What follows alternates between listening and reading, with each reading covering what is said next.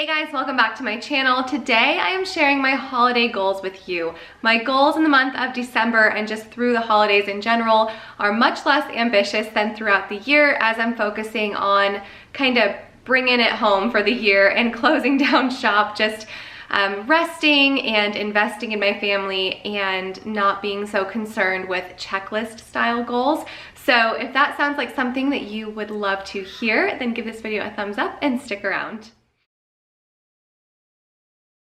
So before I tell you what my goals are, I wanted to share today's giveaway. Today's woman-owned small business giveaway is from my pre-K box. You guys know that I've really enjoyed these with Annie, and it is for a 3-month subscription. So if you guys want info on how to enter that, it is in the description box down below. My pre-K box is a monthly subscription for preschoolers. This has been the best fit for me with Annabeth as far as academic style pre-K curriculum goes. She actually surprised me when we started this year as far as being a child who wanted to do so much academic style learning. She wants to do school and she doesn't want to just, you know, play sensory bins like I had prepared for her. She wants letters, she wants numbers, she wants big school like the big kids.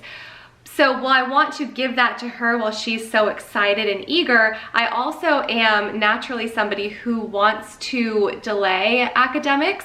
And so what I love about my pre-K box is it's not too much. It's the perfect blend of what Annabeth at 3.5 years old wants to do and what I'm comfortable doing without being pushy and starting that hamster wheel of academic burnout at 3 years old. It's so great. It's play-based, it's so fun, it's a lot of games, it's all 100% prepped and prepared. When it comes to you, you don't have to do anything. We've literally sat down every single time and just opened the box and picked something. I've never had to do any preparation.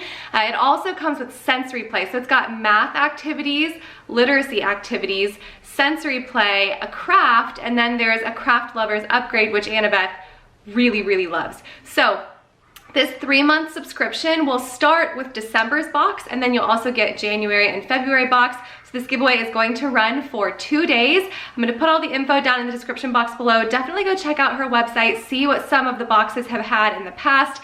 I do, in the last couple videos, I actually have a couple of blog posts that I'll link down below of Annabeth enjoying some of the boxes in the past few months as well. I'm really excited for one of you to receive this. Thank you so much, Lindsay, for offering this awesome subscription giveaway, and good luck. So I always share a goal in 4 different categories. The categories are parenting, a personal goal, a family goal that I usually sit down and chat with John about, and a homeschooling goal. I'm gonna start with homeschooling right off the bat because that's pretty much a non-goal this month, and that is just to relax, to let it go. It's actually been harder on me than I thought it would be to just not do any academic school besides math in the month of December. So I'm just really reminding myself that we are not behind schedule because we are on nobody's schedule, and just kind of relaxing into the season. It has been an enormous blessing to my family so far, and it's been like 2 days that we have been just taking it easy. Thanksgiving was just a couple days ago and we kind of stopped there. So that's been very peaceful, wonderful, and I have really enjoyed that. And I know that as the month goes on, I'm just gonna start to get a little more nervous by seeing how much time we haven't done much school. But again, everything we're going to be doing with Slow and Sacred Advent is a beautiful thing, and by my standard is school, but by the world standard would not be school, if that makes any sense. And yet I hold myself to the world standard more than I hold myself to the Lord's standard, what the Lord has planted in my heart as what's important. And so I'm just going to ease into it and trust that this is the right thing for us this year. And I know by the couple of days that we've been doing this, that it is going to be the best memory for my family. So my parenting goal. This is something kind of unique. I've never done this before. Whenever I set out to have intentional time with my kids, I tell them. This year, I've just decided that I really want to steal some individual time with them, but I don't want to tell them that that's my plan. I don't want to tell them that we're going to do something. I don't want high expectations, and I don't want them to think that it's like me checking a box either. I want it to just be like a mom just chose me. Mom just called me in the room to read a book with me. Mom just called me in the room to bake with me. So it's kind of like a 2-part goal. One, I want to be more mindful of inviting the kids in to doing things with me But two, I want to kind of process through what the kids are enjoying right now, think about the things they've enjoyed over the last few months, and decide what I want to spend some time doing this month with them that doesn't cost anything, or I don't have to go out and prepare anything. I don't need to go to the store and buy craft supplies. For example, Annabeth really likes to read, and she loves when I read books to her. I have a whole basket right over there of Christmas books. I have a whole basket in that room of nativity books. It would be so simple for me to just say, okay, in the month of December, you're just gonna read with Annabeth. That's gonna be your thing with Annabeth, you're gonna read. Jesse loves when I make an extra cup of tea and sit down and have tea with him. He's been loving puzzles too. If I just make an extra cup of tea a couple days a week and sit down and do a puzzle with him, or just chat with him, he would be so excited. But if I told him, hey, we're gonna have tea at least once a week, then it's gonna be like, when's my tea, when's my tea, when's my tea? And it's actually not going to be as fulfilling, because it's more like this is a goal mom set versus this is something mom just randomly invited me to do with her at 10 a.m. on a Tuesday. Isabella loves to bake. That's an easy one. She's been all over Pinterest. She's probably already setting that goal for us. And Eli, he's just a 7-year-old little dude. So I'm sure that whatever I decide I'm going to spend some time doing with him this season is going to be a little messy, but that's my boy. So that is my homeschooling goal and my parenting goal. Our family goal has just been to maintain good communication through the holidays and kind of lay out our expectations ahead of time, both between John and I and with the kids. Communication can get really stressed at the holidays. It can be really, really just a big old family breakdown, and we have experienced that in years past, and we wanted to be ahead of it this year. So we kind of set out, John and I set out with my calendar last month, and we wrote down a bunch of things that we wanted to do, and we talked about things that we would be okay letting go of if we didn't find the time for it. We also wrote down a couple of date nights and secured our babysitter. Very important for me. I'm definitely a quality time kind of person, so I needed to get that dealt with right away.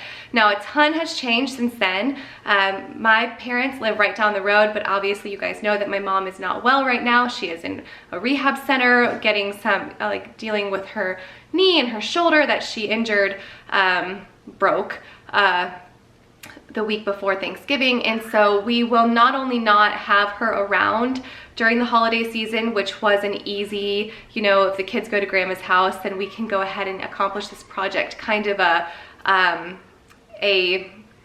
impacted our schedule. But also I want to be available to her, and I'm going to need to be once she's able to be home. And so I'm really grateful that John and I talked ahead of time about what was priority and what was not, because otherwise I potentially could be really discouraged by seeing like, oh no, we really wanted to do all these things. And not that I would be sad that I couldn't because of where I would be spending my time. I do see it as a blessing to be in the position of being able to take care of somebody who raised me and I love so dearly, but also, it was just, we'd already talked about what was important and what was not. And so I'm really glad that those things that we decided were important were like 3 things. Like everything else we were like, if it happens, it happens. If it doesn't, it doesn't. Besides that, the other kind of line of communication that we're trying to establish is with our kids. We're not making grand promises to them this year. Every time they say like, oh, when are we gonna do secret sibling shopping? Or when are we gonna do a Polar Express night? Or when are we gonna watch The Grinch? Or when are we gonna, we're just like, we'll figure it out. We'll let you know. And a lot of days it's just been kind of like rolling into the evening. Like it would be a really great time to pop some popcorn and watch a movie right now. And just the simple delight of that versus over scheduling has been wonderful.